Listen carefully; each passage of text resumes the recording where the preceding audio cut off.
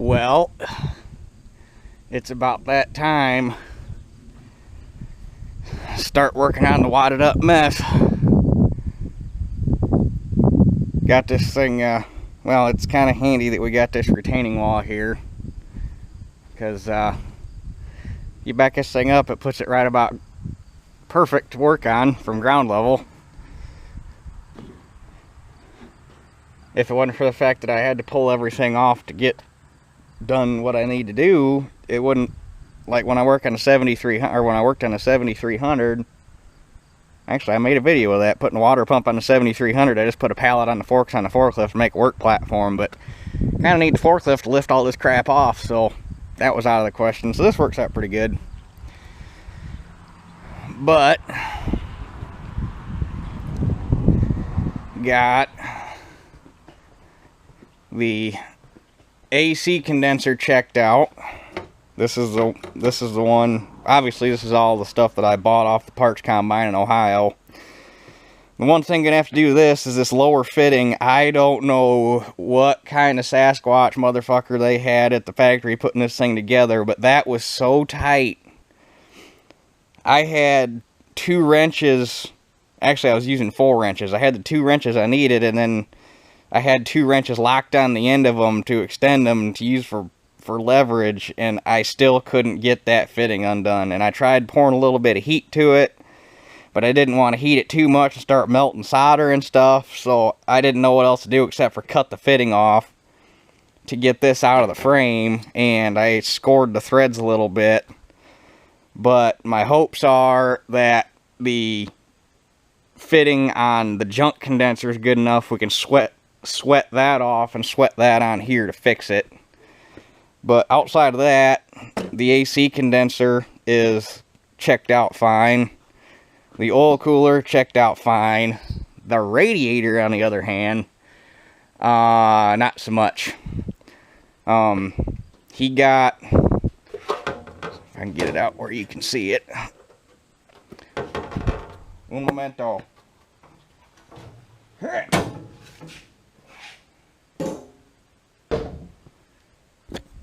So the radiator ended up having to put a core in it.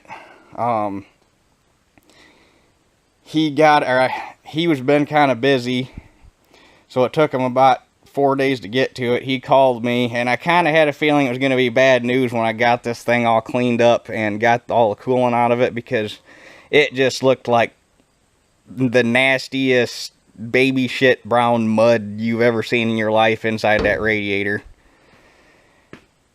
And when I finally got it out of the frame and was able to get a good look at it, there was like an inch of dirt built up down here at the bottom, which if you got dirt built up like that in a radiator, it's a pretty good indicator right off the bat you got a core leak somewhere, and that dirt is stuck in there because the moisture's holding it. So anyway, got it down there. He got it boiled out, and he was pressure checking it, and it had a seam leak on the top and bottom tank both. And he called me and said he was 100% willing to try to fix it if that's what I wanted, but he said what he was worried about was the seam leak wrapped around inside all this stuff, and he would have to pour enough heat into it to get the solder in where it needed to be, that he was worried he was going to start melting the solder that holds the core, that basically holds the core together. And once that happens, it's junk. So apparently the core in this thing is the same as an international 1420 or 1440, I can't remember what, but it turned out being a core for an International Harvester radiator, because that's what it came up as. But he found a new core, and it's a heavy-duty core. It's the tubes in it are thicker than the one that we took, or the one that he took out, and it's got heavier cooling fins in it. And yeah, just had him put a core in it for $725. There are no new radiators available that he could find. He looked. I could have went and found another junker combine and got a radiator and paid anywhere between $150 $500 for a radiator, probably, to turn around and have it be junk again. This way I know it's right. And the other thing, the core that came out of this was so limed up that, and because he kept the core because he wanted to show me, he shined a flashlight down one end, you couldn't see light through the core. I mean, she was damn near plugged solid. So even if he could have got it fixed, it would have ran hot because it couldn't flow water like it should. So yeah, at least this way I know what I have, and I'm going to take care of it, so I'll never have any issues again with it in my lifetime, short of popping a head gasket or something stupid. So, yeah.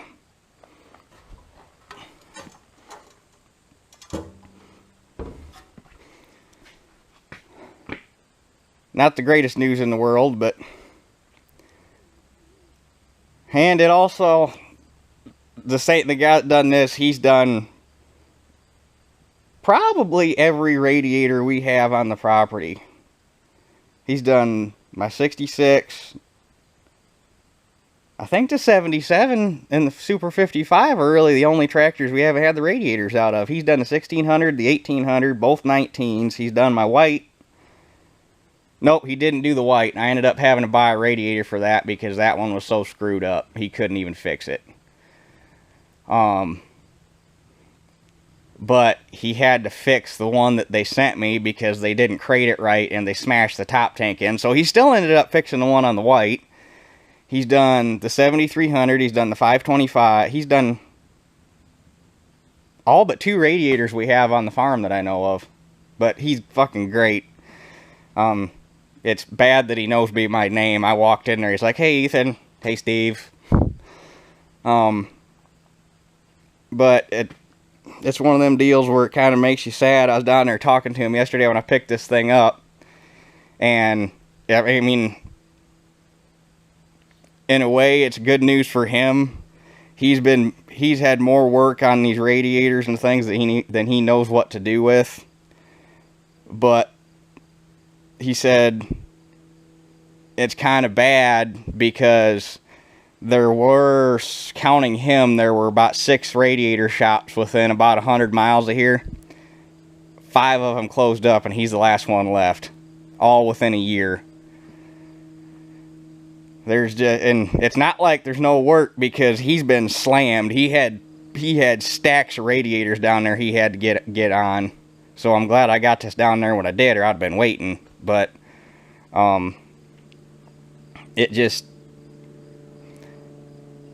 it's not that there's not the work, it's that there's nobody my age that wants to go into the business. So the guys that are getting older and want to retire have nobody to leave it to, so they just close the doors.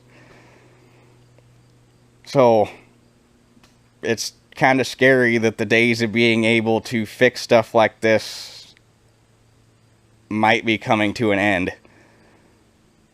Like engine shops, there used to be 4 or 5 engine shops around here. There's 2 left. There's our Napa has an engine machine shop. And then there's Shaker Racing, and he's getting up there in years, so Lord knows how much longer he's going to be around. So it's not only a deal where you can't get the work done, it's that all these shops close up and you're down to one. Well, now there's no competition, so they can price it however they want it because they got the service and you need it. It ain't like you're going somewhere else, because now your next closest options for radiators are Fort Wayne, Indiana, or Chicago. So... yeah. This country's slowly dying because nobody wants to create anymore. They just want to fucking sit on their ass and mooch off the government. But I'll get off my soapbox now. Let's get to work here. My hopes are that this thing isn't wadded up so bad that you can't get to the fasteners any. Oh wow.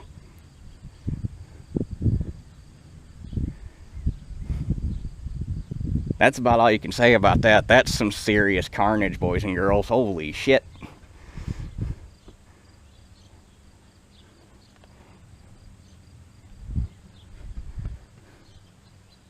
Huh. Free corn.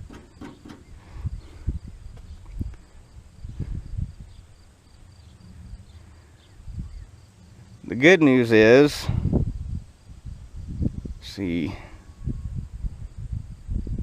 I think it's this line. Yeah, when I got that core out, or when I got that,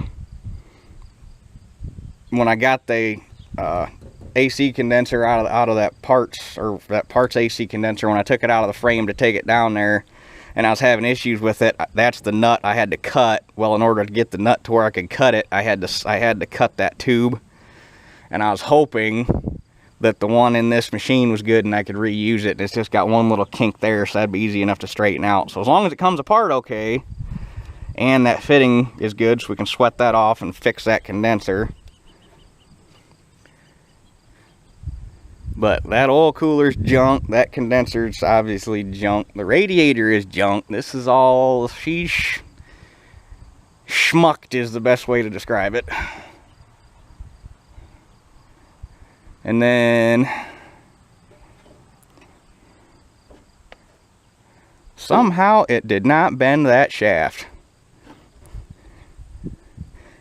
The bearings in my rotary screen are bad, and I'm pretty sure these have been, I'm pretty sure he said these have been replaced.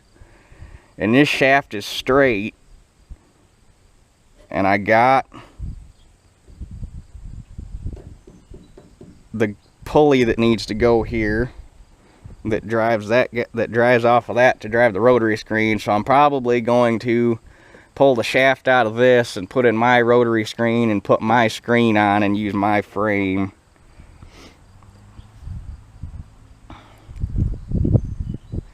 But I got to get all the shit off of this, because I'm going to end up needing parts off of everything here to make the stuff that I have go back on. So that's where we're at. So I guess first things first, get this junk rotary screen off, which is just pull that cotter pin and that cotter pin and it lifts off. I am going to need to that frame, I think, is part of the combine. I don't think I replaced that. So we're gonna have to figure out how to get on there. Ooh, I might just unbolt. I'm gonna have to unbolt or get this frame off the combine and straighten it out, because it's pushed in right here.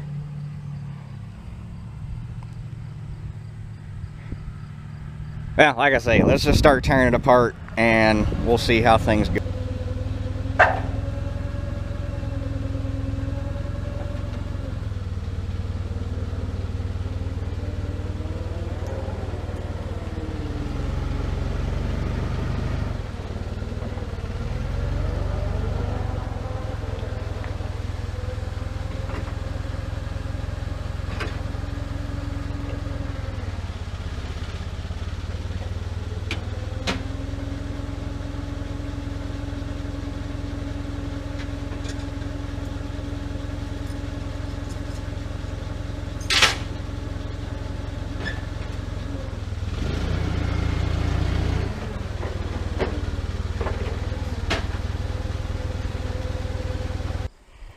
Well, she claimed first blood.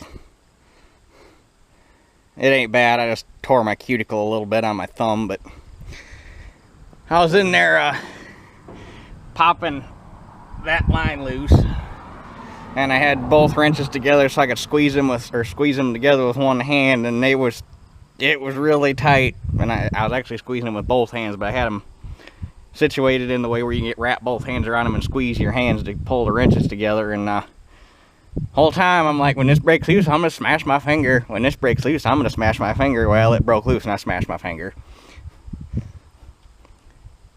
But I just about shit a brick, because as much carnage went on here and as raped as that AC condenser is, apparently it never actually put a hole in it, because there was still pressure on the AC lines, which makes me feel better about the condition of the rest of the system. Because the guy I bought it from said they repressurized the AC in this, or tuned up the AC in this when he got it, and it never leaked down, never had an issue with it, always worked, always blew cold. So get the AC condenser fixed, charge that back up. I should have AC, which is a necessity in this thing because none of the windows open. And as nice as that cab is, I really don't want to run this one with the door open like I do the other two. So, at a standstill right now waiting for Dad to get back because I got to get in the grain tank and hold nuts so that we can pull this row of bolts out and get this shield off, because you gotta, I can probably get these bolts out without this shield on, or with this shield still on, but it's going to be a whole lot easier to do all of the work needed here without that in the way. Plus I can't reach around and hold shit to get these bolts out to get the oil cooler and AC condenser and all this frame off by myself either, because my arms aren't long enough. So anyway, Dad's gonna be back here a little bit and we will continue on this crazy endeavor. Wowzers, it is toasty out in this direct sun. Holy shit. But pretty safe to say she's good and proper fucked, but we're about ready to change that. I don't know why that radiator leaked. Looks fine to me. That's just details. On the upside, once I got the radiator out and the pressure off of it, the whole fan frame just came right back out where it belonged. It would never actually been. It must have just kind of been which is kind of surprising, because he said when he rolled it, it pushed this thing in far enough that it busted that chunk out of the what would be the fan pulley if this was in anything but a combine, because it pushed it back far enough that this is the damn, mouth's getting dry. This is the shaft that the fan blade rides on, and that pulley had been pushed back far enough to break that chunk out. So, but he had the fan belts laying in the cab and this tensioner spring, luckily, because I thought that was missing. So I put all that stuff back on there, and if you sight down the belts, it's not bad. And I think it might be pulled in just a little bit here, but when I get the new radiator in, that and the frame and everything, that'll go back, or this will be back out where it belongs, and we should be good. And I got a new fan blade for it because this one's kind of schmucked just a little bit. So, and I actually didn't realize that I got this, the guy that I bought the Radiator stuff from gave me that frame with it, but the paint matches on this one, so I'm going to try to fix this one, because all it really needs is this hickey pushed out right here, and I think there's a small one up in there somewhere. Well, I know there's a small one up in there because the sheet metal's got a slight wrinkle in it right there, but that should be pretty damn easy to push out. Yeah, that's right. That gusset right there is pooched right here in the middle, but it doesn't look like it actually, you know, the angle's bent right here. Need to push that center back out, but that'll be easy enough to straighten out, and I'll just reuse that because I like that the paint matches, and to me that's kind of a thing, because I'm particular about that shit. So yeah, and I got to pull that radiator hose off. I'm probably going to use these radiator mounting brackets because the rubbers on these are in better shape than the ones that came with the radiator I got. And need to pull some parts off of there. But really, at this moment, I can throw the fan blade on and get the parts off of there I need, and at least throw the radiator back in so that it'll start going back together. So yeah, I think I'm gonna hit that. Oh, and on the upside, well, I don't know if it's an upside, but somebody on this thing was thinking, because everything that holds all this shit on, every single bolt, is 5/16, so it's all 1/2 inch, so you don't have to carry around a shit ton of wrenches. I brought out a shit ton of wrenches because you need a shit ton of wrenches to get the AC stuff apart, because apparently they only want you plumbeted up one way, so all the fittings are a different size. But yeah, you can tear all the side of this machine apart with 2 1/2 inch wrenches if you really wanted to. Well, I think we've reached our stopping point for the day. Progress got kind of slow there in the middle because it got unbearably hot out. Like, it was bad. But got the new radiator in. Got the original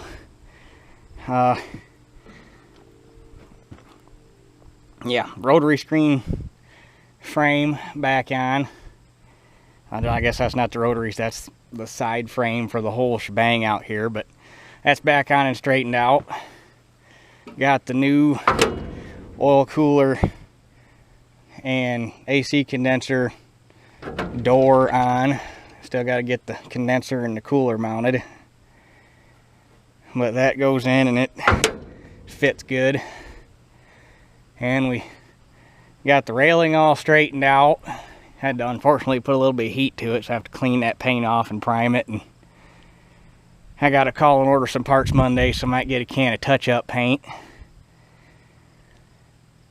But this is going surprisingly well. She definitely wanted to go back together, because threw a strap around the top of the rail there, yanked on it a couple times with a fork truck gentle, and got it back out. Basically kind of judged it where that far rail was along the body line of the 45 on the cab there.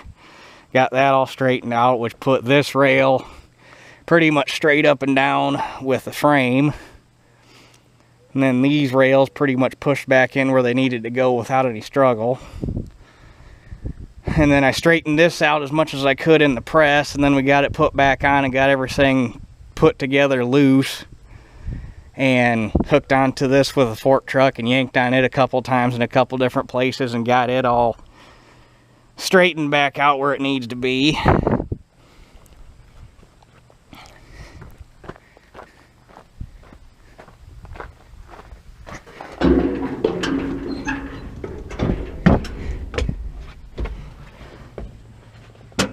So yeah, and the best part is, hold on,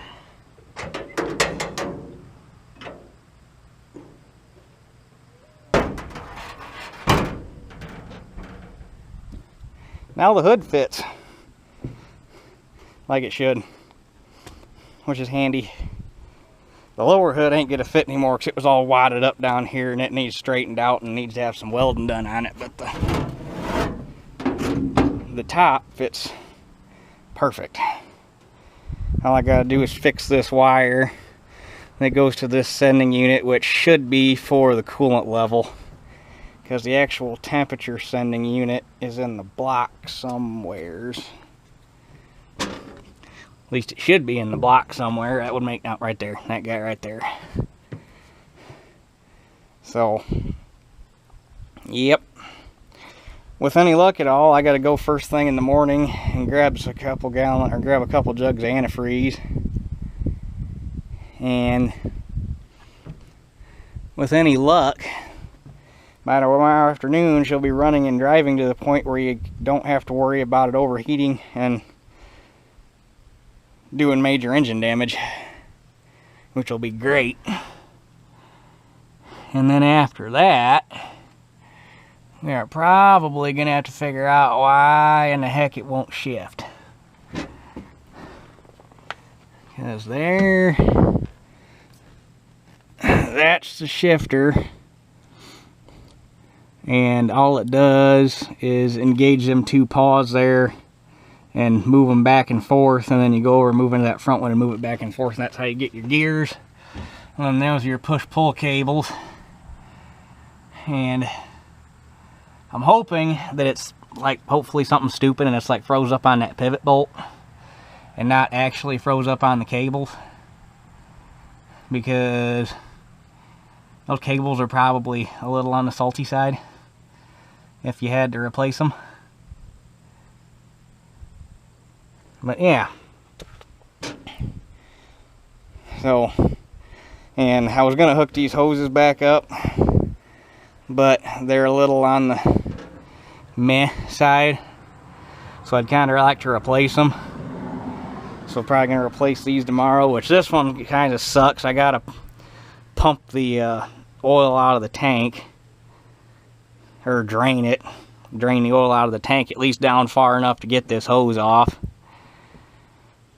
I wasn't worried about it, except for it's got a bark mark right there, which, I mean, it ain't a super big deal because that one right there is a return, so it's non-pressure. But yeah, I'm not putting it back together like that, not while I'm here, not while I'm this far into it. So anyway, I guess I want to get this video uploaded yet tonight. Hopefully there's no internet issues that are going to cause any problems, and we will get some more done tomorrow. That's it for this one. We'll catch you all on the next one.